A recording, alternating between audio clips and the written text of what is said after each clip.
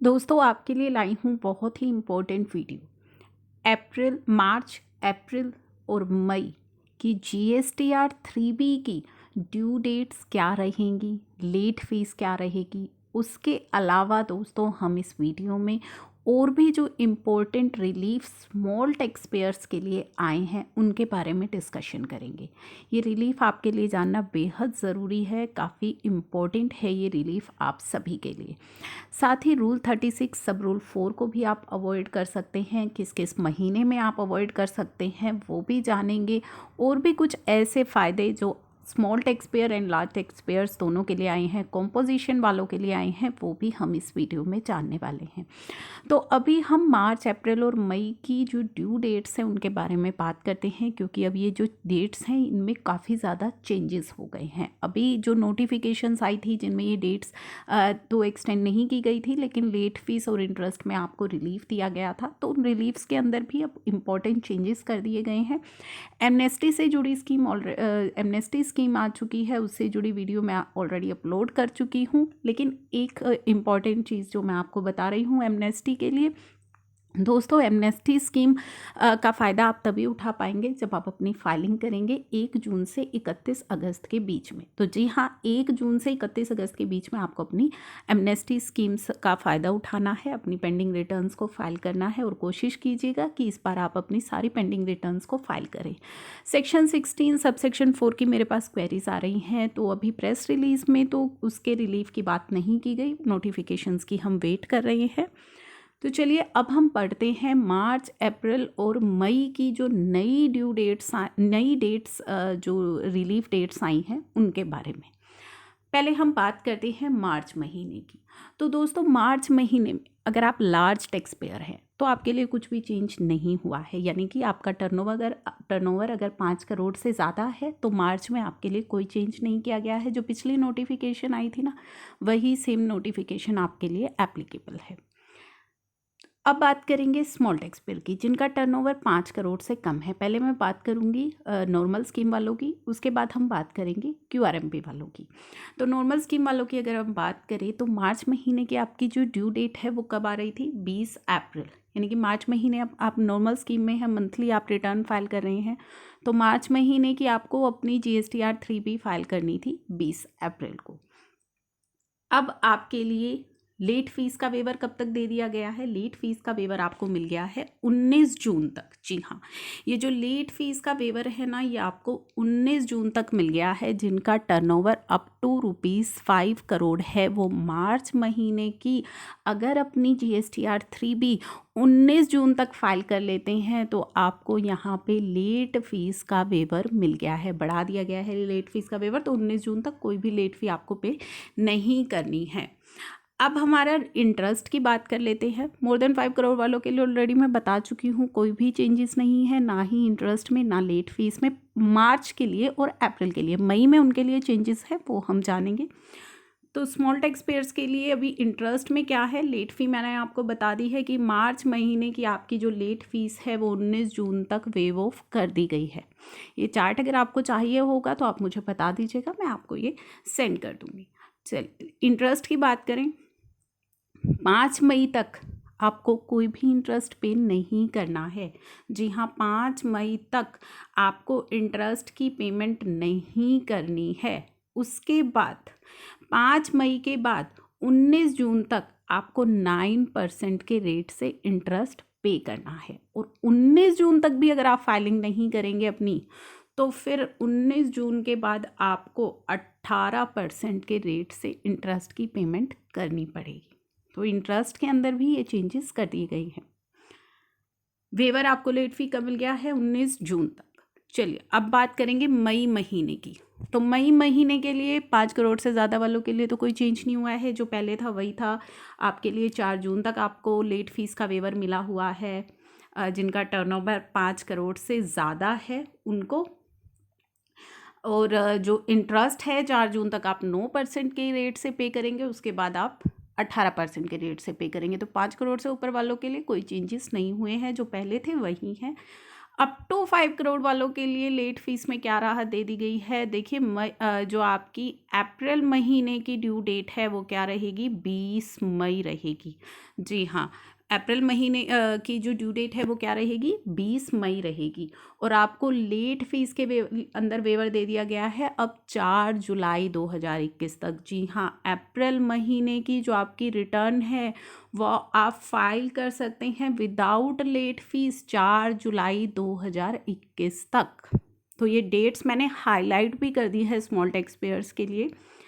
Large tax payers के लिए तो इंटरेस्ट में भी कोई चेंज नहीं हुआ, जो पहले था वही है। स्मॉल टैक्स पेयर्स के लिए क्या चेंज हो गया है, 4 जून तक आपको कोई भी इंटरेस्ट नहीं देना है। 4 जून से लेकर के 4 जुलाई तक, यानी कि 4 जून के बाद 4 जुलाई तक आपको 4 जून तक आपको कोई इंटरेस्ट नहीं देना है। 5 जून से 5 जुलाई तक आपको 9% का इंटरेस्ट देना है और उसके बाद आपको 18% का इंटरेस्ट देना है। ठीक है, तो ये डेट्स बड़ी ही ध्यान से समझिएगा। मार्च महीने की जो स्मॉल टैक्स पेयर्स हैं, मार्च महीने की उनकी लेट फीस वेव ऑफ कर दी गई है 19 जून तक। इंटरेस्ट रेट्स में भी राहत दी गई है, टाइमिंग जो है।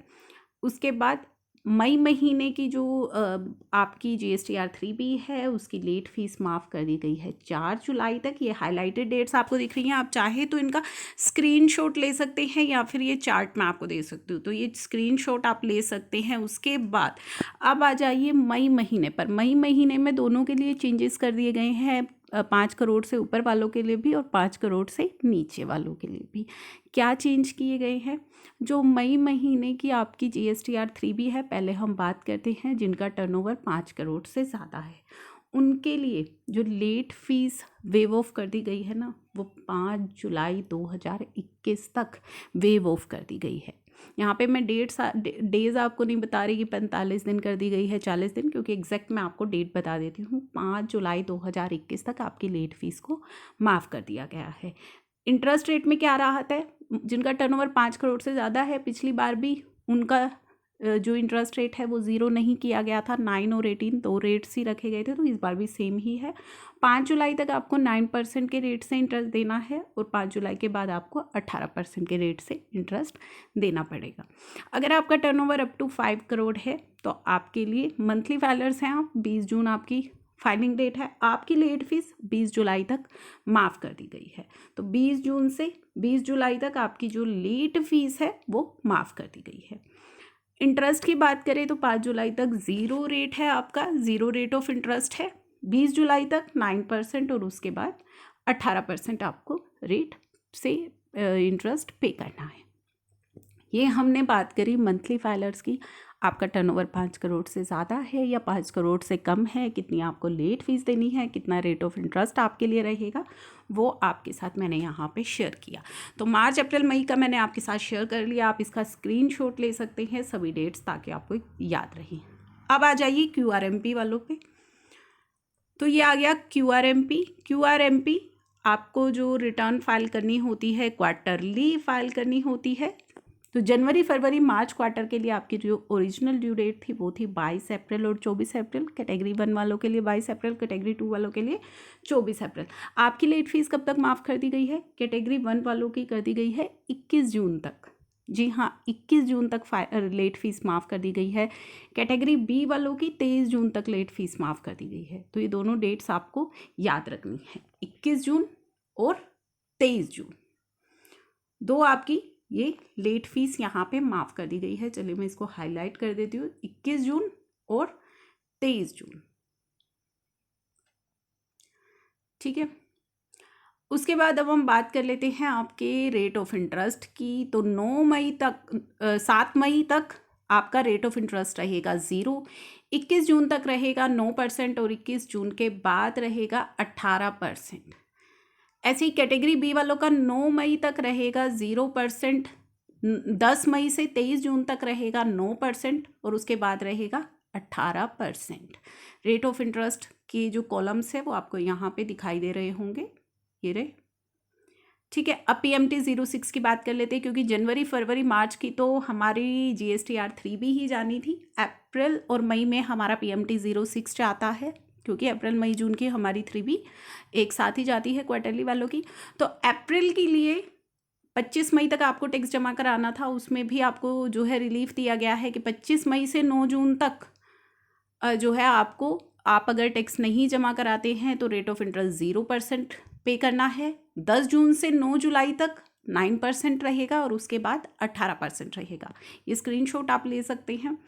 25 जून, अब मई महीने का जो टैक्स है वो आपको 25 जून तक जमा कराना है। यहाँ भी आपको रिलीफ दे दिया गया है। 10 जुलाई तक आपको कोई इंटरेस्ट नहीं पे करना है। 11 जुलाई से 25 जुलाई तक 9% और उसके बाद 18% के रेट से आपको इंटरेस्ट पे करना पड़ेगा, क्योंकि आपको PMT 06 के थ्रू केवल टैक्स जमा कराना है।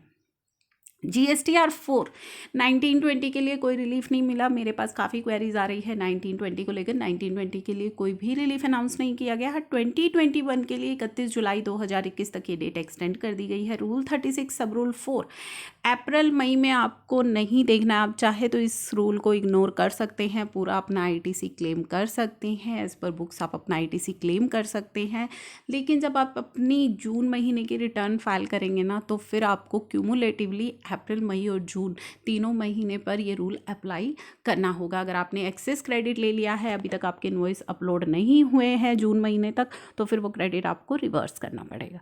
तो अभी वो बाद में है, लेकिन अप्रैल मई तक अगर आप चाहें अप्रैल और मई के लिए, तो आप पूरा का पूरा क्रेडिट 100% ले सकते हैं।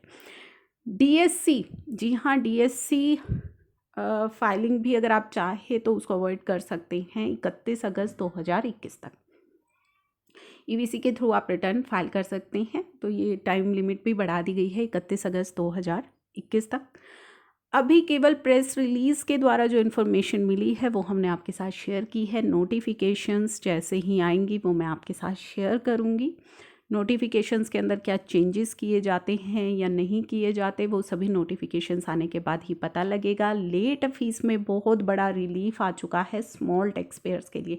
क्या रिलीफ आ चुका है? एमनेस्टी की मैं यहाँ पे बात नहीं कर रही हूँ। लेट फीस को ना अब जो है रेशनलाइज कर दिया गया है स्मॉल टैक्स पेयर्स के लिए। अब एक कैपिंग लगा दी गई है, यानी कि अप टू 5 करोड़ अगर आपका टर्नओवर है तो मैक्सिमम आपके लिए जो लेट फीस अब रहा करेगी वो कितनी रहा करेगी, मोर देन 5 करोड़ वालों के लिए 10,000 तक रहेगी।